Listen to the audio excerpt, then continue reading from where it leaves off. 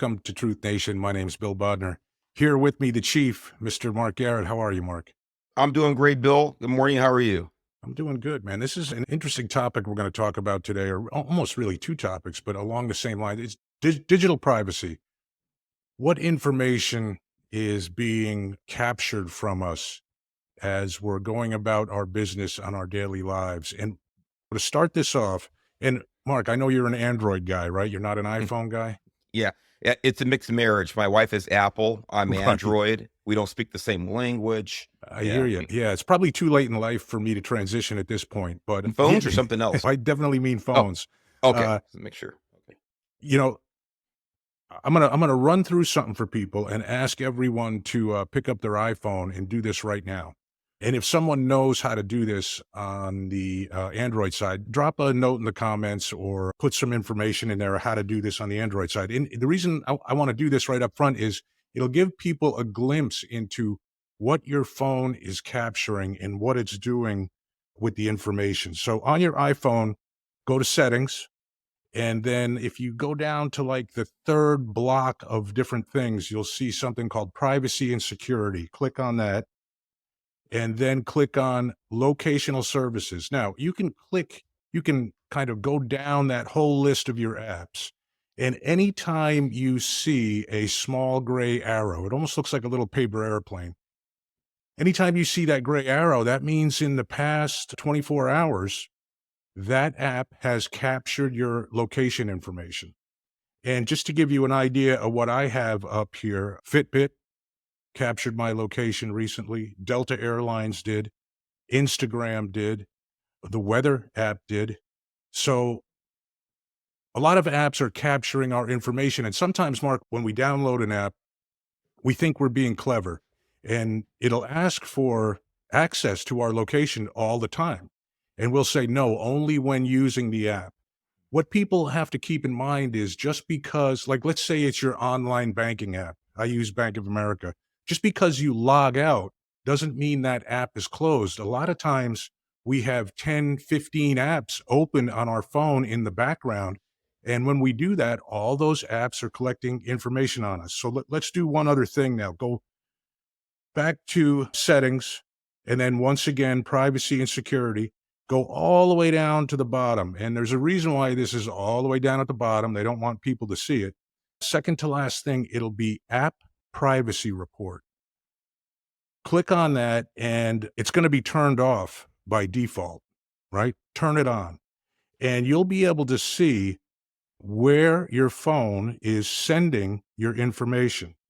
And I'm going to just put mine up here. I don't know if that'll work too good, but you can see just in the past 24 hours, all the places my phone has sent information about me.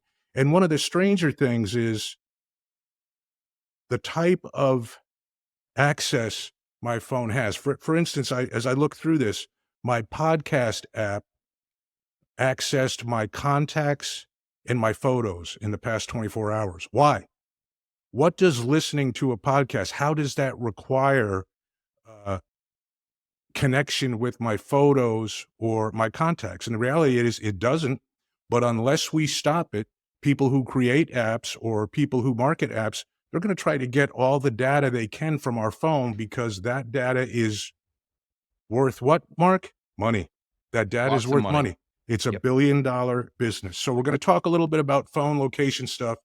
And then we're going to get into facial recognition technology, how that's being used, especially in law enforcement, but really it's being used all over the place now. So, Mark, I can remember back with DEA in the early 90s when cell phones were analog, they had just come out, and there was a device about the size of a textbook. And you could sit outside someone's house with this device and capture all the cell phones that were being used inside the house. Really didn't have the ability to track at that time. And moving forward, that was when cell phones were analog. Moving forward, cell phones became digital. The tracking, there's incredible tracking technologies now for cell phones, right? That's the way law enforcement finds a lot of people. But machines cost hundreds of thousands of dollars. You need a court order to use the machine. Very expensive, very restrictive how it can be used. But guess what? What if there's a company, Mark? What if I told you there was a company out there and they bought information just from a couple apps, maybe Uber, so they have Uber Eats, Uber package delivery, Uber passenger, standard passenger stuff, DoorDash, Grubhub. What if a company bought data from just those apps so they would get a phone number? They would see where you are when you're ordering. They would see where your food is getting delivered to. And probably more importantly than any of that stuff, they would have a credit card associated with your account. Hmm. Now, why is that credit card important? It's a verification of identity, right? Hmm. If I say my name's Mark Garrett and I put in a credit card for Bill Bodner, it's not going to work. So that information, that data becomes more valuable when it's associated with a credit card because that gives credence to the fact that it's a real person, a real account. So Hmm. all of a sudden now I can buy for pennies information about really where someone lives. If all I have is a phone number, I can buy the data and see where they're getting food delivered to at 8 o'clock at night, where they're going to when they're picked up at the airport, and guess what? No court order required. Available for a few cents. This type of data out there available for a few cents. When you hear about that and you see all the information that and people, Mark, I really think a lot of it is people don't know that they're providing access to this information. It's become such a cloudy world of opt out, opt in. I allow, I don't allow while open. Has it be do does a human have a God-given right to their own data? I think that's a very basic question to start off with. Is data something that you have the right to and you should have the ownership to and be explicitly asked if you're okay with selling that data or giving up that data? Yeah, it's a great question. Obviously, this is a philosophical question. It's a legal question, personal question. Bill, you touched on some stuff there so important about DoorDash delivering to a certain address, things like that.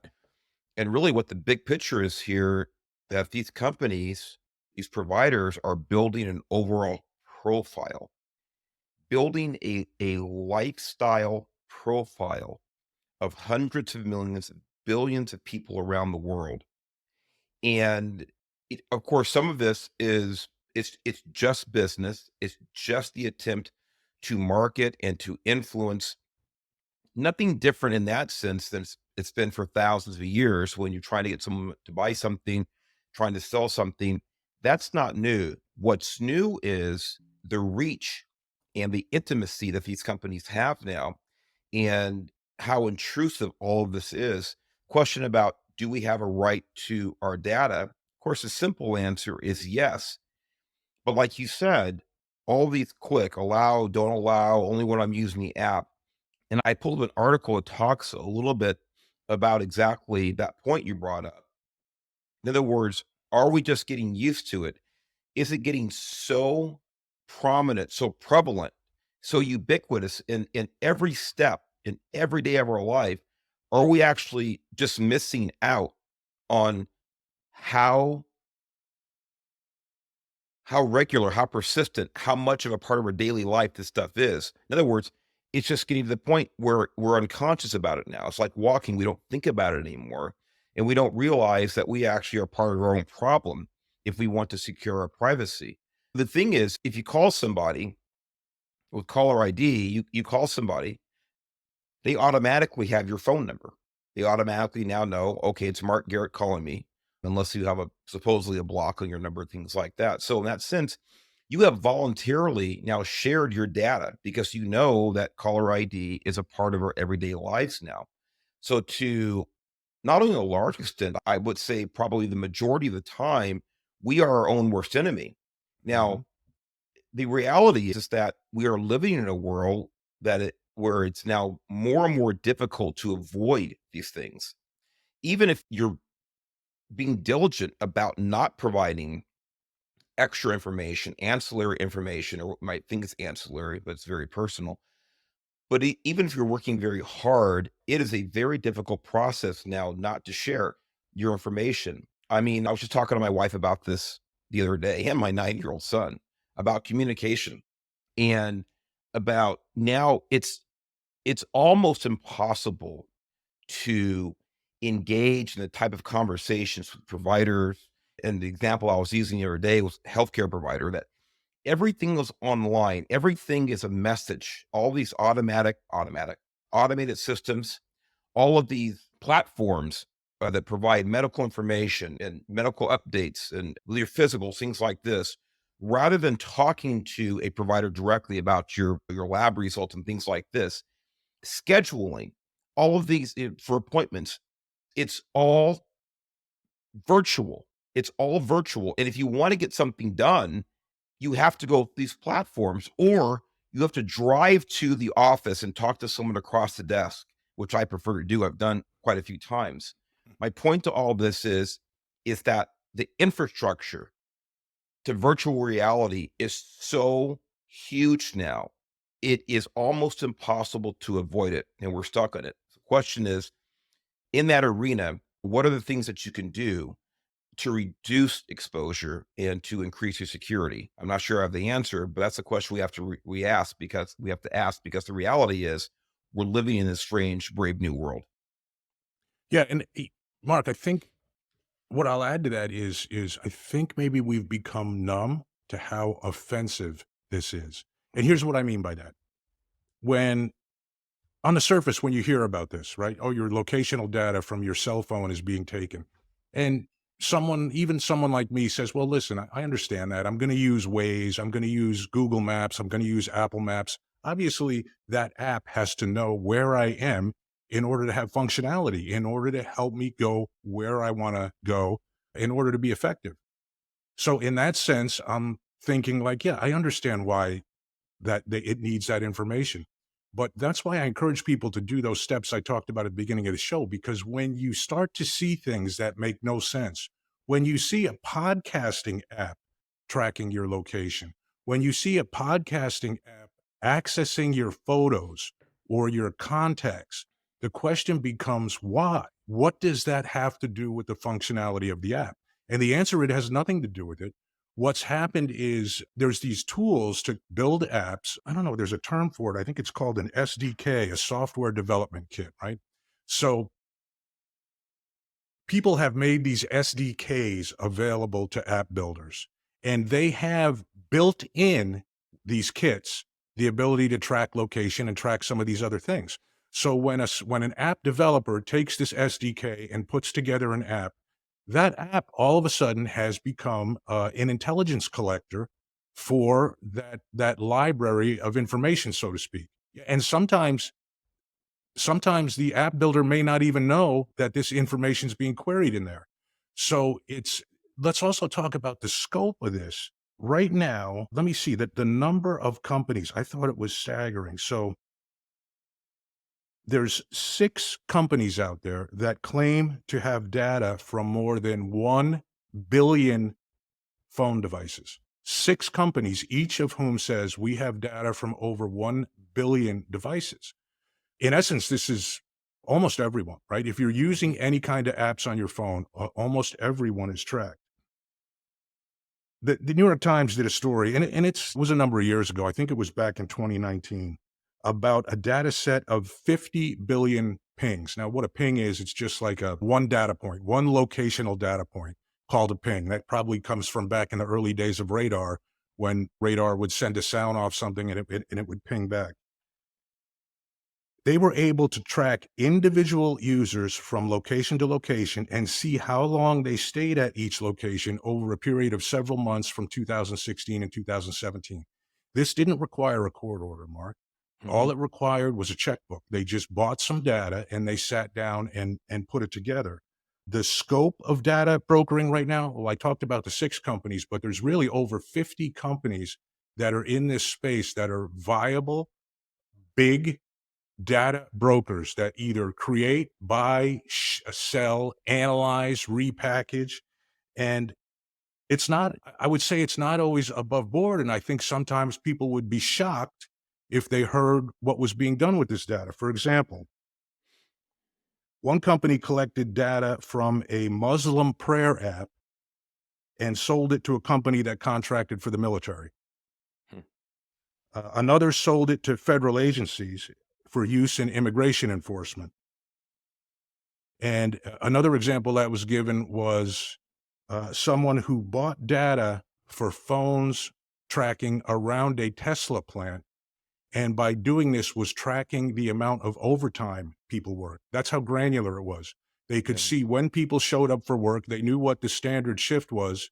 They knew if people were working doubles, that production, the demand was high, production was going up, and they were using that, hedge funds basically, or maybe not hedge funds, but investment companies, to gauge where demand was for the product, whether how much they should invest, if they should invest. So this is data that's really available everywhere now. And Mark, how about this one? This is one that really troubles me, and I guarantee this is happening right now. Locational data of phones at military bases, right? Right. You think this is not packaged up and exploited by the Chinese Yeah. or by the Russians? In other words, they know you through locational data, they know every phone that's in use on a particular military base. When all of a sudden, Mark, all those phones leave that base and now they appear in Germany, what do they know? They They know know about that movements. They know they about know about strategies. movement, whatever capabilities that base has, whether it's a mechanized division, whatever it is, they now know where it is deployed. And Yep. hey, a lot of times I get it. People say, no, there's rules, but they're not supposed to bring phones on the, Really. come on. Yeah. Yeah.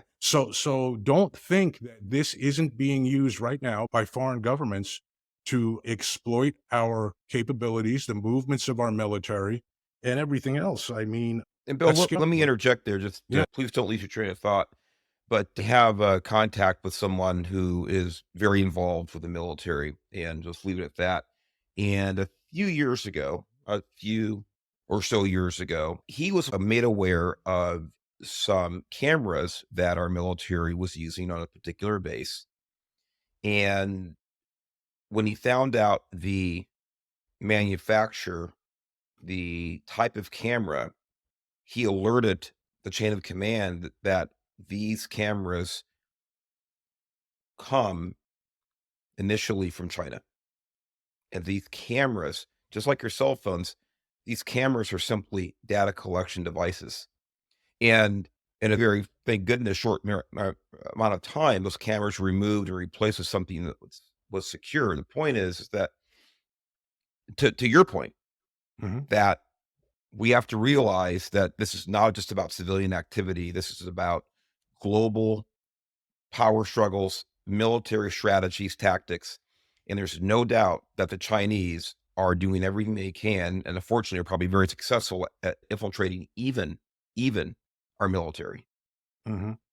In in the law enforcement use, I guess the troubling thing was if you're going to get this information from a service provider, right? It would require a warrant. Mhm. If you were going to go out and use a device to locate this phone, it would require a warrant. But the FBI has acknowledged, Director Wray acknowledged that the FBI has purchased this type of information in the past. So they got access to something that would normally require a warrant and judicial review, let's call it that, access to very private information that would normally require judicial review. They were able to get that without judicial review. And Mark, let me ask you, potentially, why would the FBI want to get locational information without judicial review? Why would any Well, law enforcement agency try to go outside of the judicial review requirement? unfortunately, the reason is because they think that it may not hold up, it may not warrant a warrant. It may Correct. not hold up under judicial review. So Correct. they're going to go the path of least resistance and go ahead and punish me for something I do rather than telling me that I can't do it in the first place. That's exactly what they're hoping. Right. So although I know at DEA there was a prohibition against using this data, but I also know that it's public now. It's kind of public knowledge that FBI has bought it in the past. They say they are not buying it now. Defense Intelligence Agency has bought this data. Customs and Border Protection has bought this data, and with CBP, I think it came out that they were buying data from benign apps like games and weather. So again, Mhm. you hear the weather and you understand, okay, I can see that having a locational aspect to it. You want to know the weather where you are today. You're going to allow access to your GPS. But games, that's one of those ones where that's just built in the app. It's Right. just built in the app. It's got nothing to do with the functionality of the app. It's collecting your locational information and then downloading it somewhere for sale, Mhm. right? Yep. Scary stuff. So, It is scary stuff.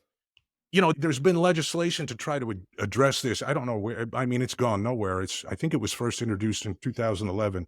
Geolocation, Privacy, and Surveillance Act. I don't know if you know anything more about that than I do. I just know it was proposed in 2011 and it never made it through committee, to my knowledge. It's really gone nowhere.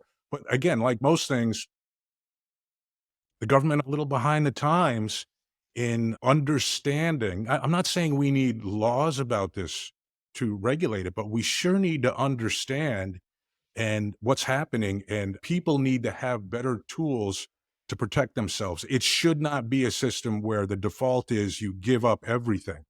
Yes. You give up all your personal information. And believe it or not, the thing that really got me thinking about this, Mark, I saw an interview with Will I Am, the musician, Yeah. and he spoke about this question: is do you have the God-given right to your likeness, to your voice, to your data? The even social media apps, they own a tremendous amount of data about us that even we don't have.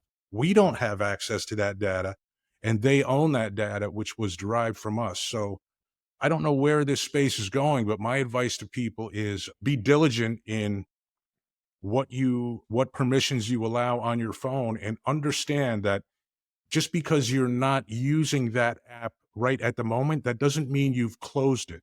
So Right. if it's opened in the background, it's still collecting information if you've allowed it to, right? Yeah. Anything else on location, Mark? Just that the open in the background, running in the background Mhm. is a big one because fortunately, in your opinion, my antiquated, outdated, inefficient Android, it still does give me it'll give me notifications. Hey, you have X amount of apps running in the background, and we recommend you shut them down. Which actually sometimes when I do see that, it pleasantly surprises me. It's like, hey, Mhm. they'll let me know the stuff's running and turn it off. You're not using it, things like that. So it is good. That 2011 legislation you talked about, that struck a nerve because I'm going through my articles here. I actually read a little bit about that recently. And you're right. I don't think anything became of it about protecting privacy and addressing these issues you talked about, Bill. I think one of the problems is one of the realities we all have to accept is that the technology, it changes so fast. It really is, I think, a legal arms race, just like a traditional arms race, that one side and this side is technology, is business, is always trying to be in front of whatever legislation is on the back burner. And now we're dealing with AI, and you talk about images and voice recognition, things Mhm. like this. It is literally light speed now. And of course, the way that Congress works, it's kind of Hmm. the opposite of light speed. So that's what we're dealing with. It's incumbent, as you opened up with this about how to utilize your phone to reduce some of the exposure. It's incumbent upon all of us to realize that we are our best and most immediate protection against these things. And at least, like you said, Bill, at least be aware of what's going on. So I think that's the best that we can do right now, unfortunately. But I know you wanted to get to another topic here, kind of related, but a broader topic Yeah, about recognition, facial yeah. recognition, and Yeah, down and that just to close out the road. phone, like I could sit here right now and say, well, I'm not using my phone right now, right? It's sitting on the Okay. desk in front of me. I'm not using it, so the app shouldn't be collecting information. But again, I've said it 3 times, but I'll say it again. I just looked while you were talking. I have about 25 different apps open on there that I haven't Yeah. closed out from the Yeah. past day. And each one of them is collecting. My Bank of America was collecting locational information Mhm. within the past 24 hours from me. I The wasn't question looking is for an why. yeah, I wasn't looking for an ATM or a branch. I was maybe Hmm. checking my balance or something. Um, I think yeah, it's and fair to then say that you may not be using your phone, but your phone's using you. that's it. That's it. Yeah. All right, facial recognition. the other side of what we own and what we don't own.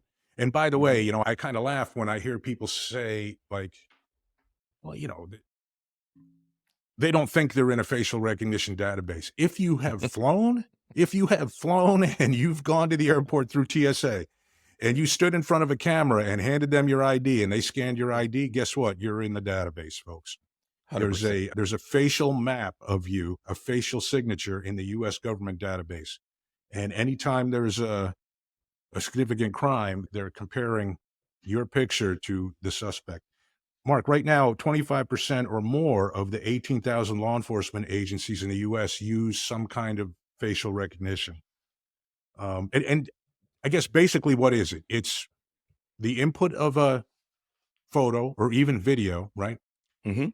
A computer creates a facial map or facial signature of that person, and then it's stored in a database and it's compared against driver's license photos, booking photos. Like I said, TSA photos now, right? TSA Mhm. has a huge database. But also, there are independent companies out there that scour social media and rip pictures of people, right? When I say rip, I just mean collect, grab pictures of people with identifying information, package them up, and sell them so that you may be identified from a picture you put on social media a couple years ago. It's Yeah. possible that could, cause a hit or whatever. Um, in 2020, Florida, Mark, was doing 8,000 facial recognition searches a month. So that's 4 years ago. I got to think it's gone up quite a bit since then. And at that time, they had 11 million mugshots, 22 million driver's license photos in their database, and that doesn't even discuss what's out there from social media.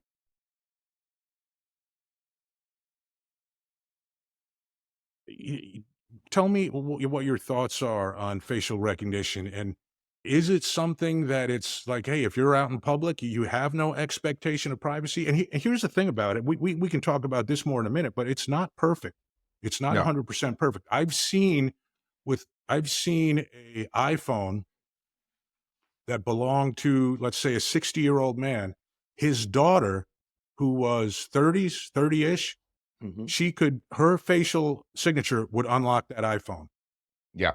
And No, how it's would that funny happen? because I'm sorry, Mark, but I don't no. know how. I guess an algorithm or the structure or the relationship of different points on the face, even though they looked a little similar, but scientifically or mathematically, there was enough of a similarity that it unlocked the phone. Yeah. I have an article here. It's a few years old. It's August 2021, so 2.5 years, by not Nigel Jones, co-founder of the Privacy Compliance Hub. From what I can read, this is from Great Britain, but this goes exactly to what you were just addressing. In South Wales, police testing a facial recognition system saw 91% of matches labeled as false positives, as the system made 2,451 incorrect identifications and only 234 correct ones when matching a face to a name on the watch list. Similarly, in New York City, the Transit Authority halted a pilot that had a 100% error rate.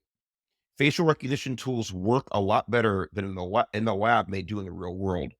Small factors such as light, shade, and how the image is captured Mhm. affect the result. Now, again, this is 2.5 years ago. I would imagine technology is better. However, the implications of even a 50 or 25% inaccuracy rate, false positive, is enormous when you're talking about the lives of individual people.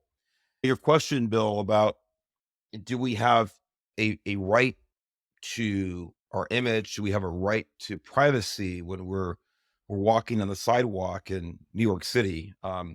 Actually, the question is, do we have a right to life and liberty in New York City? Good. The first question right now, but it's probably a bad example. But the question is as former law enforcement officials, we know that when people are outside, if they're driving down the street, the highway, there is no inherent right to privacy once you put yourself in a public setting. There are numerous exceptions to that. But generally, when you put yourself in a public setting, there's no implied right to privacy. And the question is, now that we all know when you are walking down the street, certainly in a downtown area of any city, you know that if you're out for an hour, you've probably been captured on 200 cameras. I mean, Hmm. let's clear about this. This is the way it is now. Security cameras, surveillance cameras, um, your image, your movements are captured. Question is what happens? What is done with those images? Again, if you go back 50 years and you're at Disneyland and some person across the way in front of the Magic Castle takes a picture and you happen to be in that picture, you don't even know the person. In other words, there is no violation in on that person's part of your rights. You're Hmm. in a public setting, and you're in private property, but you're in a public setting and you're captured now on a Polaroid that's going to be up over their mantle for the rest of the century or whatever it is. Is that a violation of your rights? No. So there's no difference between that and I think in a security camera. The question is now everything's recorded. And unlike that Polaroid 50 years ago, now that information can be disseminated to endless sources from the person who actually captured it. That's the question. And again, we talked about this a minute ago about the courts being sluggish, things like this, and technology changing so quickly. Is how and why is that information disseminated? And do you have any recourse at that point? Certainly, we can talk about commercial use and things like that. If someone's image is used to make money, that's a whole different story. But how it's used to actually manipulate your own life, and that's so deep in the weeds. It's so complicated. I certainly don't have the answer. But again, we know it's happening and it's a very daunting situation. There's one more point. I want to let you respond to that if you like to. But there's another point, a couple points in this article I want to touch on that we've actually just scraped the surface of a minute ago. But go ahead. No, no, I was just going to say, so Mark, when does it become a search? If you're Right. walking down the street, and I get it, it is, you're out in public. So just as someone can walk by you and look at your face, there's a camera on a pole that could take a picture of you. When does that become a search? Is it then, should we be looking at what's done with the photo after it's captured? If it's run through a facial recognition database, is that something that should require a warrant to try to match that photo against another one? Or is it just, hey, this is the future where technology is going to be used? And I can talk about a couple cases in a few minutes Hmm. where things kind of got off the rails because this technology was relied on too much. But I guess my question mark is to you, when does it become a search? We could Well, I not look think in that person's we couldn't look in their pockets as they're right. walking down the streets, but because we can see their face, is it fair game? Yeah, it's a very difficult question. I don't pretend to have the answer, but I will say this. It certainly goes down that road of a surge when law enforcement now seeks out specific data from a private entity because they're looking for a particular person or particular people or a particular vehicle. And I think that opens up the entire discussion about search and seizure is what is the government? Because again, the Fourth Amendment, the 14th Amendment, they do not apply to private citizens, period. They do not apply to private citizens. It only applies to government officials, to law enforcement, for sake of this conversation. And so, or an agent of the government. So that's the question. And how broad how broad can it be before it's not a search and seizure, or how narrow does it have to be become before it becomes search? And again, this is for people hopefully to hash out that have a higher level of legal training, of constitutional training than I do.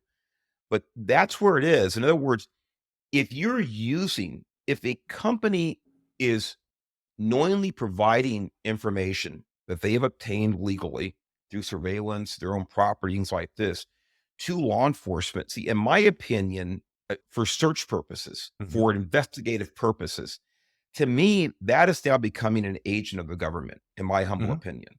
That's what I feel. And I think there's plenty of room for argument in a courtroom about whether or not that search, that perusal of video of camera footage is legal if the government, if law enforcement agency is specifically using it to search to investigate a crime. Um, it- that's that's where I fall on that again. But these are very nuanced discussions and illegal legal Uh, discussions. Mark, have you heard of the story of Randall Karan Reed? He was a No. gentleman out of Atlanta. Let me tell his story. I think it was late 2022. So let's say 15 months ago, something like that. I think it was around Thanksgiving of 22. So yeah, maybe even less than that.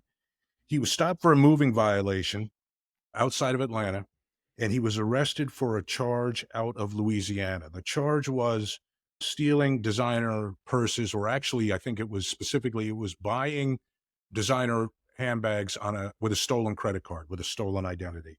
Now, he had actually never been to Louisiana. The warrant was based on facial recognition technology, and he ended up in jail for 6 days and missed a week of work. So, looking back at what happened, they had a grainy surveillance picture from a store surveillance video. The detective uploaded that photograph or part of that, a still from that video, into facial recognition technology, and it came back with a match. Now, in his affidavit or in his statement to get the warrant, he didn't say that he used facial recognition technology. And this is a common thing right now in law enforcement. What he said was a credible source identified the suspect as Randall Reed.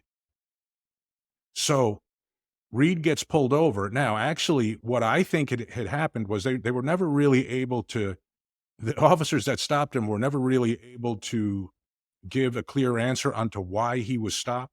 And I think actually what happened is not only was it facial recognition, it was then LPR technology, license plate reader technology, which identified his car. They then went looking for the car, found him, and stopped him, and it was basically a felony arrest. Again, this is a case where technology has maybe gotten a little ahead of us, and even in the law enforcement realm, there aren't specific rules about how this technology is described. Should one be able to characterize facial recognition technology as a credible source and not tell a judge or a magistrate or a DA that this was facial recognition technology that was used? No, I mean, in other words, to me, that's not telling the entire story. Mhm. And if you are providing, if you're providing a court with an affidavit, in other words, you have to spell out all the facts, in my opinion. And so the short answer is no on that. The funny thing is, in other words, they were able to, I think, probably in good faith, identify the suspect here. In other words, to the best of their knowledge. And then you said make the stop with the LPR, the license plate reader, get a hit on that vehicle. In other words, and forgive me if I missed something, but did it turn out that this was a misidentification? Yes. It It was was a not the guy. it It was wasn't the not guy the at guy. all. No. And So the issue, I guess, go ahead, Mark. no, that was it. Now again, it's so complicated because even before any facial recognition technology, law enforcement misidentifies people, All the unfortunately, all time. the time. Yeah. So it's not a new phenomenon. The question is here with the new technology, it's how ubiquitous it can be.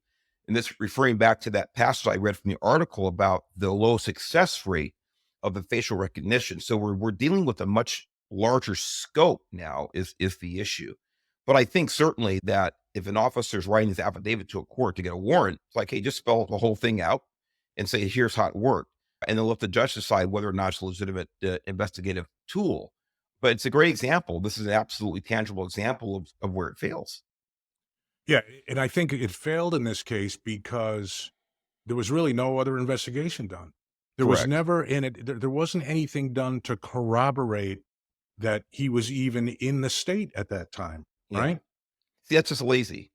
Right. So all that was, and that's the issue. Like, even if it had been a witness identification, I would think there would have been more work done to corroborate that it was really the person, that he was in this state, whether they somehow get his phone and see if his phone was there or whatever, the normal steps you would take in an investigation. And Credit instead it card, was, ATM records, yeah, all of instead these it was things. just, hey, facial recognition hit. I'm going to call it a credible informant and we're going to get an arrest warrant for this guy and move on. Yeah. And It's it's a prime problematic. example. It's And very I think problematic. what I've seen, Mark, and I don't know if you came across this in looking at information for the show, is less effective or less efficient facial recognition, less effective the older you get.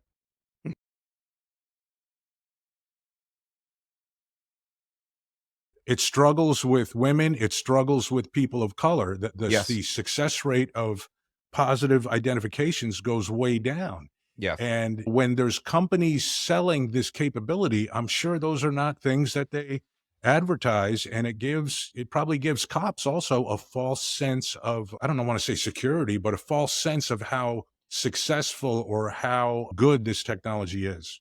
Yeah, I couldn't agree more. Now, again, moving forward, for better or for worse. So, it's as far as your individual liberties and things like this, I would imagine that technology is going to continue to improve, be refined. Again, that may be a bad thing for humanity in general, but talking specifically about the technology itself, it will probably improve like most technologies do. But you're absolutely right. That was also this article about the bias factor. And now, yeah, they use the word biased. I would be more careful and say that it's inaccuracy Mhm. when it comes to different ethnicities. So that's 100% right. And of course, that raises all types of social and cultural, political issues if the technology is more or less effective, depending on the pigment of your skin. It has to be consistent. It must Mhm. be consistent. And even if it's consistently inaccurate, it has to be at least that. It has to be just as inaccurate from this race to that race, from this gender to that gender, or we're not dealing with a tool that we should be touching in law enforcement. Another issue I wanted to touch on here, Bill, and this is related to the inaccuracy of it, is the potential for fraud. Again, this is from the same article out of Great Britain. And I'm going to just read this to you. And it really, to me, it brought home a very important point. Companies selling facial recognition software have compiled huge databases to power their algorithms. Controversial Clearview AI, for Mhm. example, has 3 billion images scraped from Google, Facebook, YouTube, LinkedIn, and Venmo, and probably more it can search against. But these systems are a real security risk. Hackers have broken into databases containing facial scans used by banks, police departments, and defense firms in the Mhm. past. Criminals can use this information to commit identity theft, harass, or stalk victims.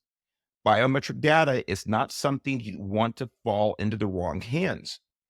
U.S. Senator Edward Markey, again, this is 2.5 years ago, said after Clearview had a data breach in 2020, quote, if your password gets breached, you can change your password. If your credit card number gets breached, you can cancel your card, but you can't change biometric information like your facial characteristics.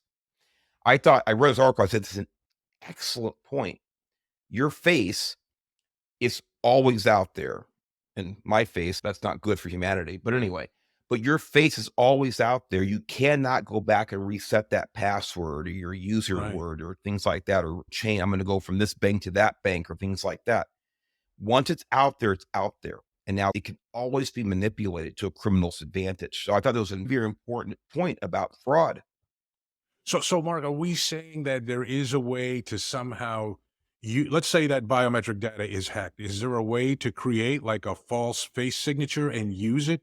I'm like, that's way over my head. Well, You know what I mean? listen, it's over my head too, but I just think having about 3 or 4 brain cells to slap together, I think we can speculate Yeah. that the answer is yes. Yeah. It wouldn't, and again, this is really before, even though this company is called Clearwater AI 2.5 years ago, it's really before AI has exploded to the extent that it has now Right. with creating images. There's a big scandal last week. I call it a scandal because, well, it is a scandal in so many ways, but with Google and with creating these images of founding fathers or Mhm. revolutionary Mhm. um, individuals, revolutionary era individuals. And if you saw that, you type in founding fathers and colonial and revolutionary heroes, and it was just populating images of everybody except for white people from 1790 colonial America, and it obviously it's ridiculous. Doesn't mean that there were no black people involved in the Revolutionary War. That's 100% not true either. I mean, some of the most brilliant fighters and heroes of the Revolutionary War were American blacks. And but we talk about the prominent figures, the one that are best known. In other words, in our own mind, the images that come up are George Washington and so forth and so on. The point is that AI was creating these images via Google's input. They've since changed that since the outrage last week, just for historic accuracy. But thinking about AI creating those images, there's nothing to say that it cannot recreate your image, my image, and manipulate our images. There's nothing that I'm aware of. There's no, let's put it this way, there's no reason I would believe that can't happen and probably won't happen. So you talk about the potential for fraud. I think it's huge with facial recognition.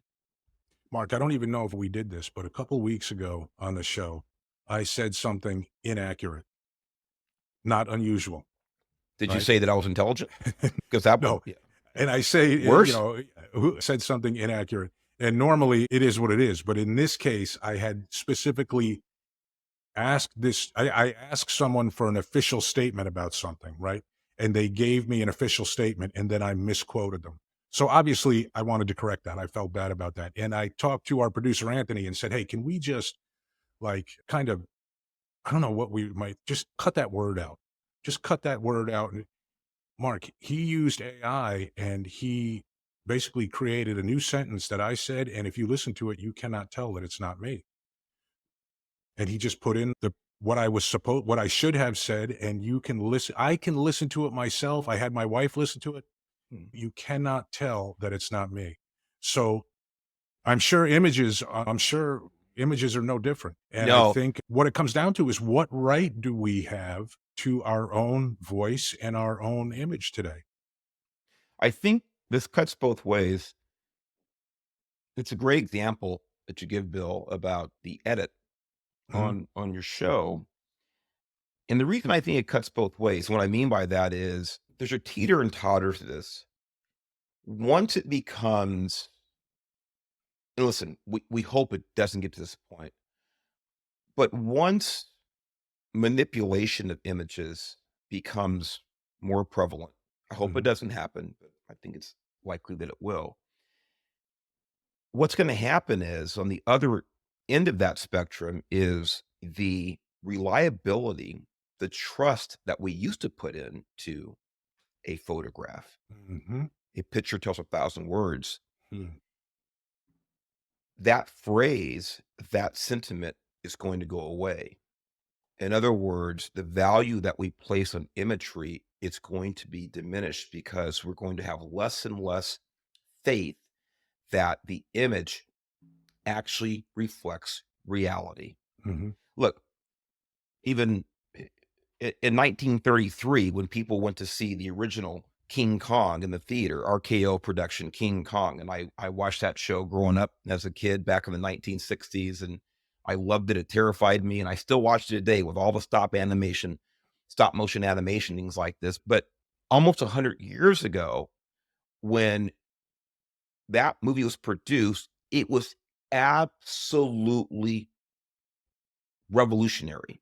mhm, It was a bigger leap of faith, so to speak. It was a deeper dive into science fiction than Star Wars was in 1977 for us as kids, because it went from 0 to light speed as far as special effects. What's my point to all this? The point is that even though people sitting in that audience that were being oohed and awed or terrified by this giant gorilla attacking this woman tied up to this post in the jungle and things like this and climbing the Empire State Building, as impactful as those images were, they still knew that it wasn't real. They knew that it wasn't real. They knew 100% it wasn't real. We've gotten to a point now where we cannot discern what's mhm. real and what is virtual. Right. That's a great point. That's a great point. I know when you were talking about photos a minute ago. Have you heard of Geospy AI?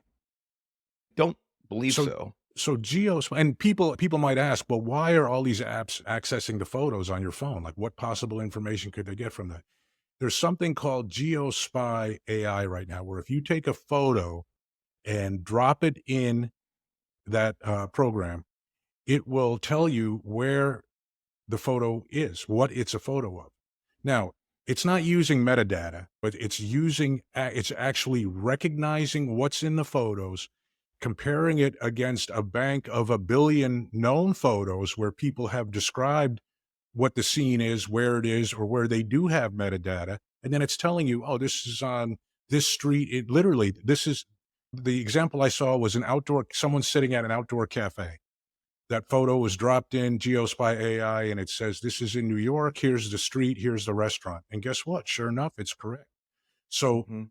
I guess the point of me saying that is what there's a whole new genre of cautions that people have to take if they want to protect themselves, um, or be more secure. Uh, there's things that they didn't, you never used to have to worry about that 15 years ago, that if you took a Mhm. picture, someone would be able to collect data from it, know exactly where it is. And if you posted it on social media right now, know where you are, even if you didn't put a description of where it was, Right. that they would be able to find you, locate you, know where you are instantly like that. And all that stuff is out there. So a couple more things on facial recognition, Mark. And I don't know, maybe I see people walking around with masks now, and now I wonder if they're yeah, it's say no more, right? Yeah. Say no more. I don't know. Say no Wearing a more. mask, sunglasses, or even certain makeup can make facial recognition less accurate. There are actually now glasses that claim to disrupt AI recognition. Yeah, I haven't seen them actually, but I've read about that. Yeah, and I mean, that's really ownership issues. We've already talked about that. A lot of times when you sign up to a social media site, when you agree to certain policies, you're actually giving them the rights to all your pictures and your images. Right. So just know that too. Know what your rights are on social media apps about protecting your own image, and maybe get a pair of those glasses and wear them around. What else Well, on facial I recognition, Mark? Anything? well, as far as the glasses, I highly recommend the Groucho Marx. Yeah, I Yes. put those on. For those of you who are under 45 years old, you may not get that joke, but anyway. No, Bill, I think you've summed it up very well, and I think we've really covered it. It's out there. It's reality. No pun intended versus virtual, but it is reality. It's something to be aware of. I don't know where we're going to be tomorrow, next week, next month, next year with this stuff. I don't know. I don't think anybody really does, but it is now a reality of our everyday life. Just be aware of it, and we can do right now. Yeah, no, I would, recommend people take those steps that we mentioned in the beginning of the show. And again, if you have an Android, please drop something in the comments about how people can do that on an Android. Know your phone, Yes. know what it's collecting about you, and then know what it's doing with that information. And also watch those social media permissions. Who are you giving permission to use your image to? That wraps it up, folks. Thanks for watching. Thanks for listening. And we'll see you all next week. Thanks, Mark. Thank you.